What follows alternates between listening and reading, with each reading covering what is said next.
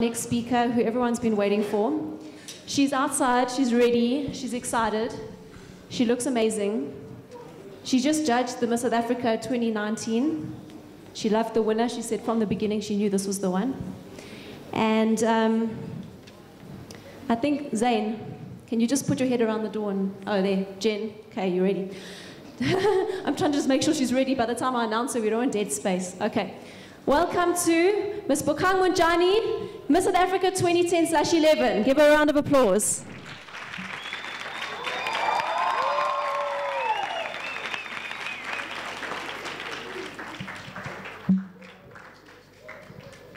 Now come, keep clapping. Come on, come on. Come on, come on, come on. And guys, is she awesome? Yeah, that's nice. Oh, she's awesome. No, come here, come here. No, you're not sitting there. You're going to come here.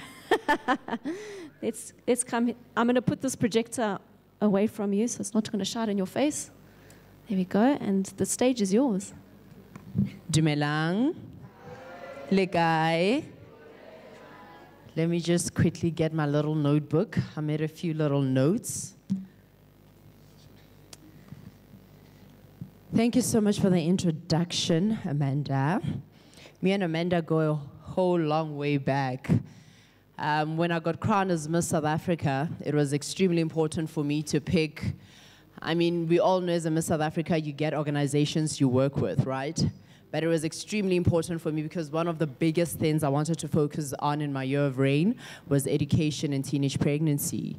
And so, yeah, and then I heard about this organization where she worked, and I thought to myself, my word, I definitely want to work with them. And then ever since then, that's how the relationship started. She can even go to my house to see my parents without me, you know, so we have an extremely good relationship. One of my greatest passions, as I said, is education and teenage pregnancy, but I do a whole lot more than that. So I thought to myself, if I'm going to speak to a group of young people, what can I share, right? But I mean, I'm 33 years old, so obviously I've had a bit of life to live. And I'm sure you guys are on social media, right? And there's always these quotes that pop up on social media that always seem so nice and inspirational. So I thought to myself, the best thing that I can do today is not be too serious with you guys, right? But just to share some of the life lessons I have learned along the way, right? And I'm hoping as young as you are, you can find something in there that you might remember, or something that can help you hold on to certain things that you want to achieve in life. The very first lesson is I would rather stand out than blend in. And for every single lesson that I'm going to share with you guys, I'll tell you a personal story so you realize I'm not just saying this because I saw it written somewhere and because it sounds nice and cute. I was a little girl when I was about 15, 16. We used to go to church on Friday nights. I don't know if you guys do it now because I'm a bit old, but you know, we would go to church with our parents on Sundays, but on Friday nights, nearly youth. So if you were young and you were a teenager, we'd all go to church on Friday nights. And I remember the day my life changed forever. I walked into church that Friday, and the theme for that night was, I would rather stand out than blend in. And that was for the first time in my life as a little girl, I felt validated. I understood that I'm not meant to be like anybody else, that I am Bokang, and I'm meant to shine my own light. And for the first time, I realized that even though I was a bit different from other people, even though I did things very differently, I mean, when you come from a family of girls, you know, there's always that one who does things their own way, you know? For the moms that I see here, I think you might be teachers, you know, there's always that one kid who is a girl, but she's a tomboy. She climbs trees with the boys. That was me. So for the first time in my life, I felt like it's okay to be different. There's a reason why I'm unique. There's a reason why I'm different. And at a very young age, I stopped apologizing for who I was. At a very young age, I stopped trying to fit in with everybody else. At a very young age, I stopped trying to explain myself to other people. I just got it, and I'm like, I am Bokang. I'm not meant to, blend in with anybody else. I'm born to stand out. So that is the first lesson that I'm going to share with you. The second lesson is never compromise your education for anything. I'm going to tell you a story. I got crowned as Miss South Africa in 2010, but a lot of people don't know that I entered Miss South Africa in 2009. So when I entered in 2009, I made it to the top 30, and then it was time to go to Sun City. So they dropped us the emails and calls, and they said, hi, Bokang, you've made it through, and this is the day you'll be going to Sun City, so they cut you down to top 12, right? And I'd been praying the whole time. I'm a very spiritual person. Well, I like to think I am. So I'd been praying, and I said, you know what, God, I don't want to be the first princess. I don't want to be a second princess. If it's not my year, I don't even want to make it to the top 12, right? So I remember when they gave us the dates, I thought, yes, I called my mom and dad. I'm extremely excited. I've made it through. And then we got the dates for the final exam. I was at the University of Johannesburg, and it was my final year. Now, the dates of my final year and the dates of going to Sun City for Miss South Africa clashed. So I had to make a very tough decision. I stood there and I thought to myself, I want to be a Miss South Africa. It's one of the things I've always believed I'm meant to be. And I remember sitting there and trying to figure things out for 2 whole weeks. And I remember calling my mom and dad. When you're young, we want to make our own decisions, right? But when the tough decisions come, you want somebody to blame should things not go right. So I'll call my mom and dad, and I said, Mama, Papa, this is what's happening. But my parents be my parents because they allow us to make our own decisions. My parents were like, you're old enough, you decide. You decide which one you want more. And I thought to myself, I always wanted to be educated. I want a qualification, and then I want to be a Miss South Africa. I made one of the most difficult calls I've ever had to make. I remember calling Sun International and saying to them, hi, this is Bokang. I'm one of the girls who've made it through as a semi-finalist. I know we're supposed to go to Sun City, but I'm very sorry I have to pull out because it's clashing with my final exam. And I'll never forget what that lady said on the other side of the phone. Her words were, you took a chance for another girl who could have been here. I hope you never come back. No, it was a good thing because I'm the type of a person, when you tell me not to do something, that's when I actually do it. So I thought to myself, ooh, Musadi Ohanzevi. She doesn't know me, right? But obviously I was a bit heartbroken, and I went off very disappointed, and I wrote my final exam, and then I graduated. And it was one of the most beautiful feelings ever.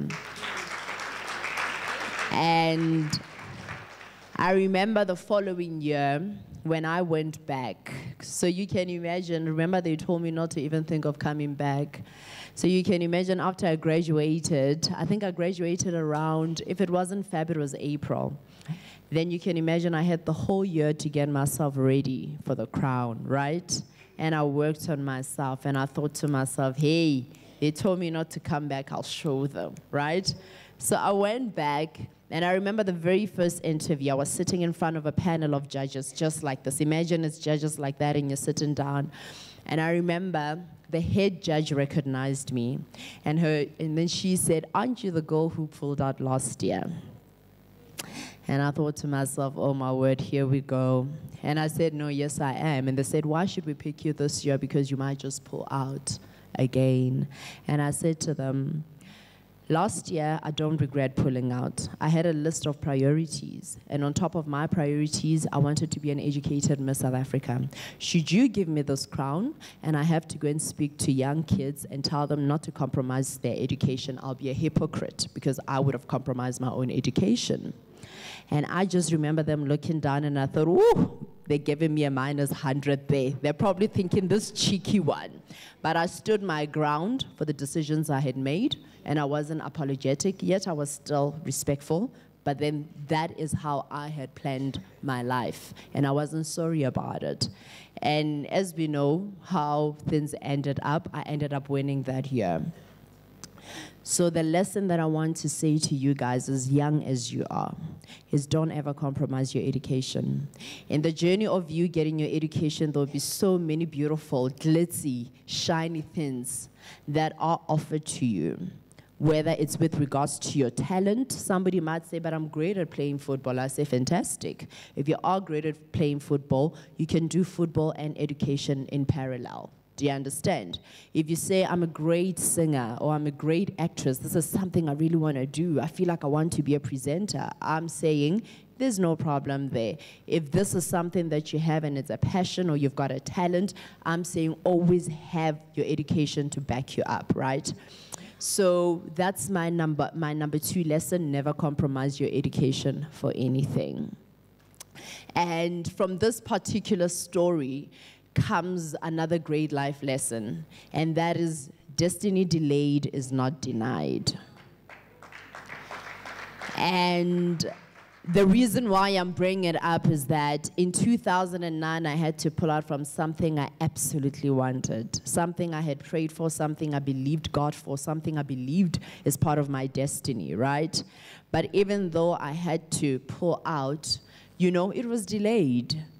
But because it was mine, but because it was written in the stars that this is what Bokang will have, it came. So I want to say to each and every single one of you, you know, no shortcuts.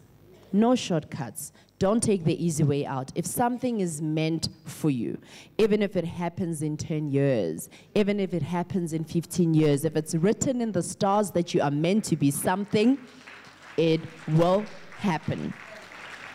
As young as you are, try and be patient, try and hold on. And I always say to young people, my mom gave me one of the best advisors, and I'll never forget it. I remember she was sending me a text because I was feeling so down, and she said, Nwanaga, always choose to do the right thing.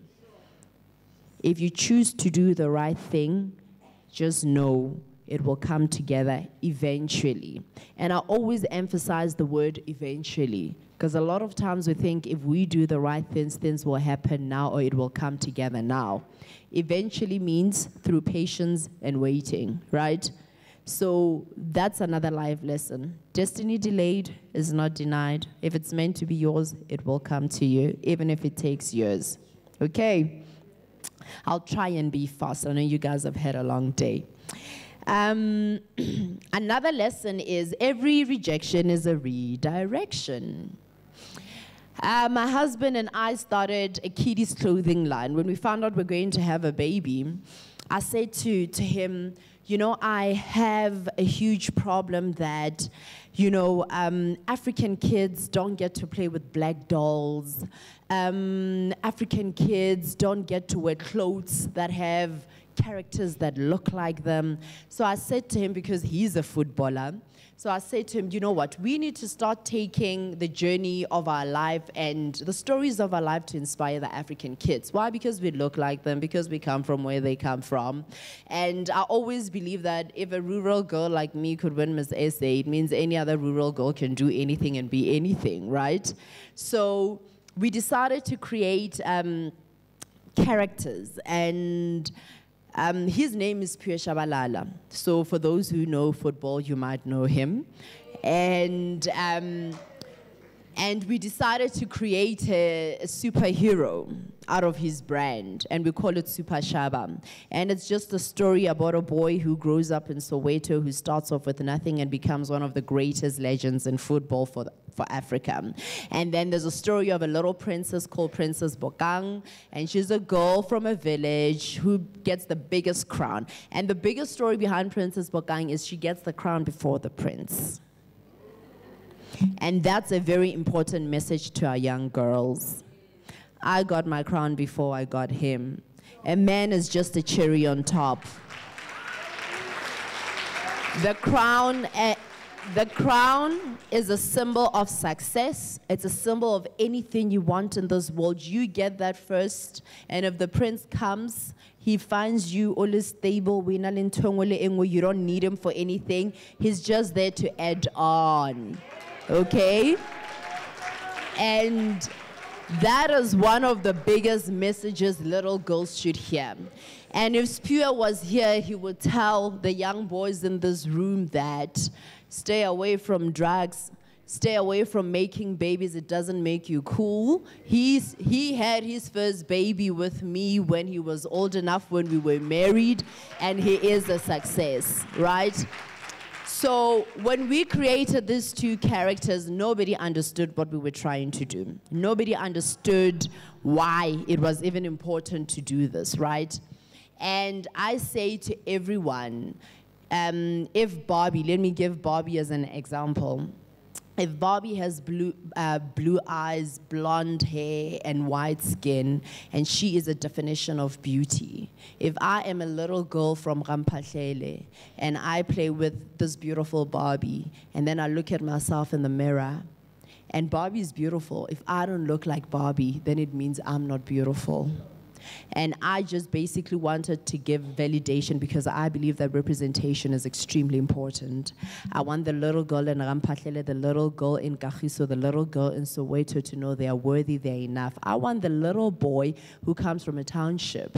And while society and the world says he's not good enough, he's never going to amount to anything great, he's just meant to be a druggie or he's going to be a thief, I want him to know that he can be great. And I remember when we started this off, nobody understood why. Nobody even believed in it. It took me 5 years to get our clothes in Jet and Edgar's. Even with the title of being a Miss South Africa, even with him being so popular and almost everybody loving him, it took us 5 years to see our dream come true. And that's what I was saying when I said destiny delayed is not denied. Things can take time. Good things do take time. I need you guys to be patient. And I remember when we were busy getting rejected by retailers, and I remember saying to him, I have to do this. It's part of my purpose. It's part of why I got that crown, right? And the reason why this was so important to me, when I got crowned, I remember you go through 2 weeks of media and then you get to go home. And I went home for Christmas for the first time as a Miss South Africa. And for the first time, I opened my Bible at the book of Esther. You know when you're feeling great and blessed? You get home, all of a sudden you want to read the Bible if you believe in God because you're feeling so good. So I got home, and I opened my Bible and it opened at the book of Esther. And I had never read that book because it's the tiniest book in the Bible, so tiny. I think it's like literally 5 pages. And I read the story of Esther. And Esther has to disguise herself as a Jew and pretend that she's something that she's not. And God makes sure that she has favor of the king. So the king decides she is so beautiful, he wants to marry her. But the idea behind it, it's not about her being a queen. It's about her saving her people. And that was for the first time that I understood why I had what I had, why I was blessed the way I was. And what I'm saying to you guys is you need to understand when the time comes and you're in a position to make a difference, it's not about you. You are blessed to be a blessing. You guys are here because you have the answers to the problems that are taking place in your communities for a reason, because you're able and you're capable. So when it came to the clothing range, I learned and I just knew this is part of what I had to do. This is part of my purpose. And getting rejected, it kind of hurt me. It drew me back. There were moments when I thought, oh my word, I just can't. But I say to every single person I meet, if you have something that's itching inside of you, I don't know how to explain it, but you know, you know, you need to scratch yourself when something is itching until, you know, the itchiness, you're just relieved of it, right? And I say this to people when it comes to their dreams. If you have something that's inside of you that you genuinely believe is part of your journey, if it's itching you, don't let it go. Even if it doesn't make sense to all the people around you, even if nobody understands what it is you're trying to do, if it's there and if it's itching, you just keep trying to scratch it until you achieve it, okay? So that's where the part comes in of a rejection is a redirection. I got rejected so many times and I just wanted to cry at times, but I was just being redirected to where I needed to be. The second last, I'm nearly done. The second last is you are not defined by your background. You know, I say to so many young people, and I even said it while I was speaking, if a girl from Ramphahlele, from a village who didn't grow up with electricity, who didn't grow up with, I laugh all the time when I speak to my husband because I'm like, hey, Nelephila Munati Soweto, you know? Some of us, honestly speaking, you know, you go to town, you better eat that ice cream before you get home because there is no fridge in your house because there is no electricity. Do you understand? If you're cooking, it's either they're using the fire outside or they're using the coal stove. Or what do we call it? Prema stove. Yes. You know, that's the life I grew up with, a fulfilling life. I don't think I didn't grow up poor. I had the best of everything because I had amazing parents who believed in me. But what I'm saying to you is, if I could be where I am with what I started off with, what is your excuse? What is your excuse? Don't ever let anybody tell you that you're not good enough. Don't ever let anybody tell you that you amount to nothing, you cannot be anything great. Don't let them tell you that because of the color of your skin, you're not good enough, because you come from a shack, you're not good enough, because you come from a village, you're not good enough, because you come from a township, you're not good enough. Don't let people tell you that you're not good enough. You are not defined by your background. It doesn't matter what your parents can afford or what they can't afford. Sometimes our parents are really just doing the best they can. Half the time we feel like they're not doing enough because as kids we always think there's money, right? You know, our expectations are always high. We want to dress like other kids. We want to be cool like other kids. But I can bet my life on it that half the time our parents are doing the best they can with what they have. So don't even worry about what they have at home, what they don't have at home. If you're meant to be great, you will be great.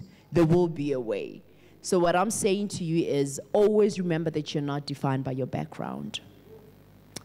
The last one is the power is in your hands.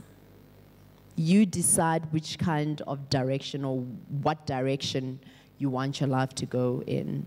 And it is such a heavy thing to carry as an individual, even at such a young age, because half the time as young people we make so many mistakes along the way, which is true. We make bad judgments, we make bad decisions. But what I'm saying to you is always choose to do the right thing. The power is in your hands. Go after your dreams. Dream big, because dreams do really come true. A dream came true for a little girl who comes from a village where people don't believe things like that happen to people like me. Do you understand? So if I can do it, you can as well. So I wish each and every single one of you all the best. I hope you rise. I hope you become great. I hope years from now, you are the ones standing here in front of other young kids and telling them, this is who I am. This is where I come from. Look at where I am now. And if I can, you can. Thank you, guys.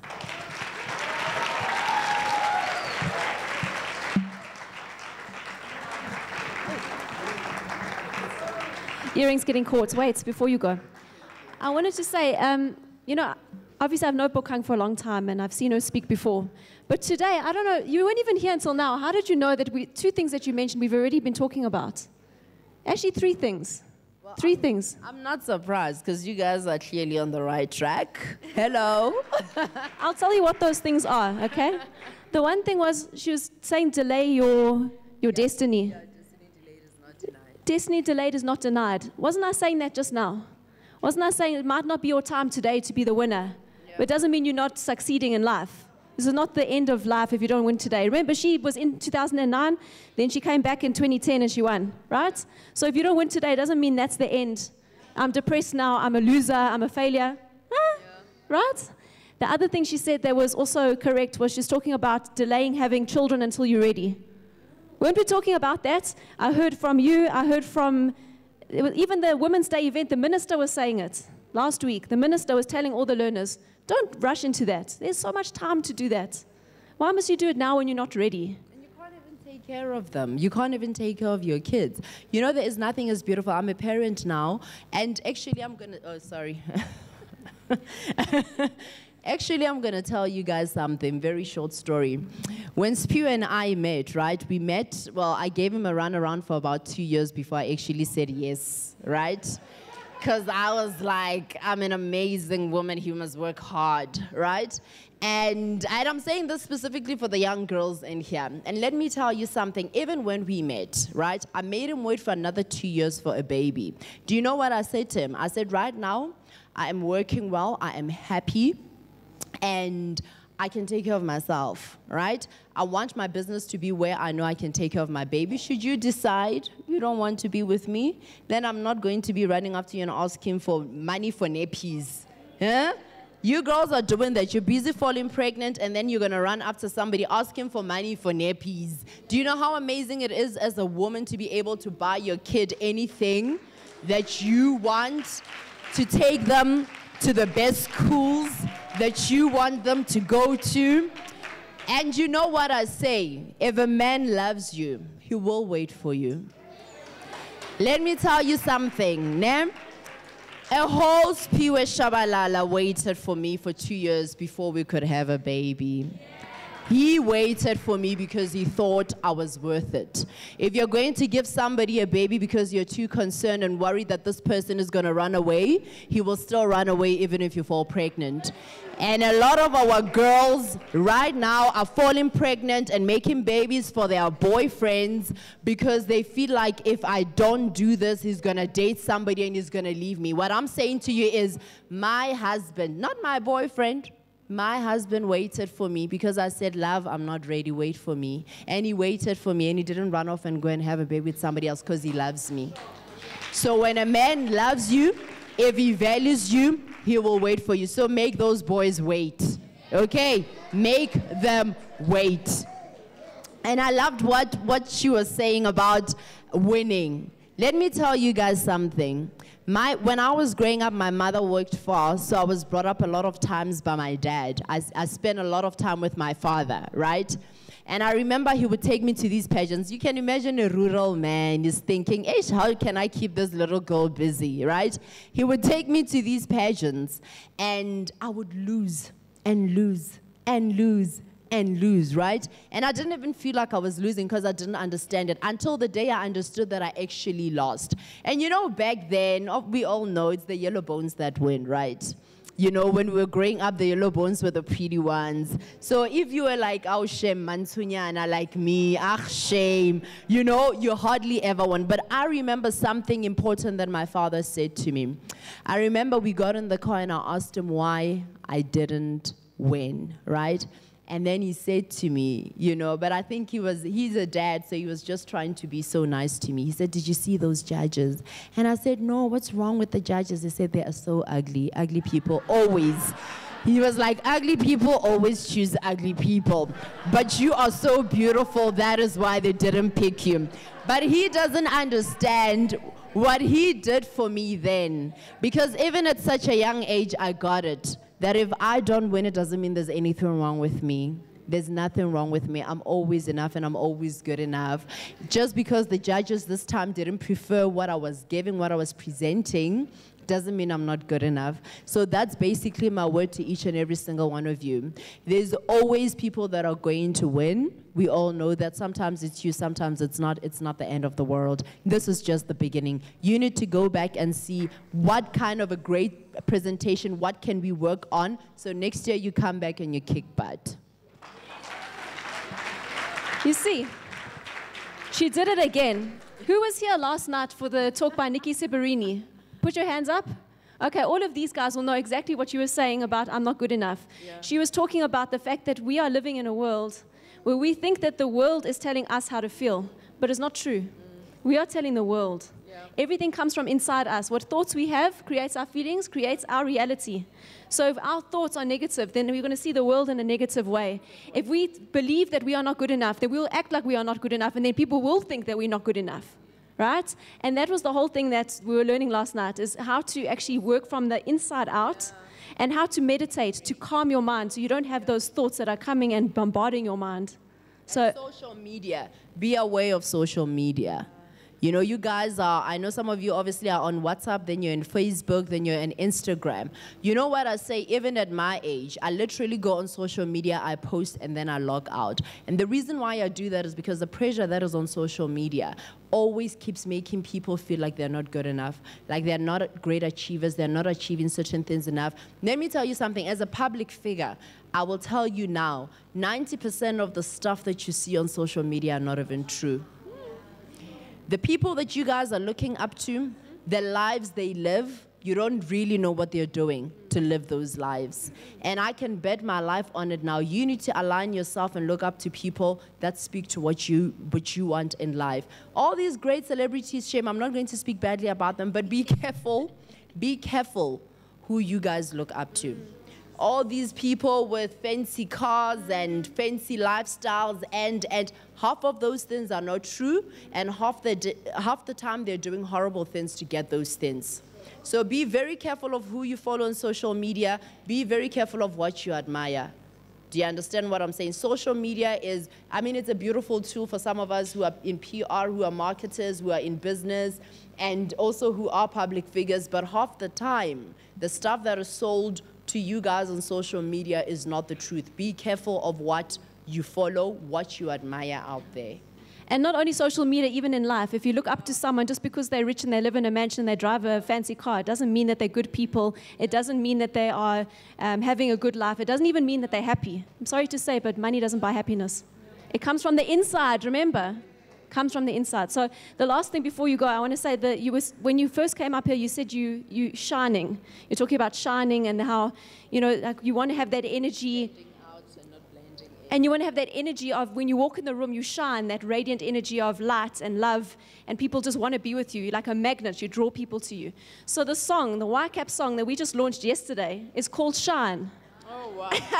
So we're going to play it for you now. Please sit over there and enjoy our song. Guys, we're going to sing. Are you ready? Stand up. Let's stand up.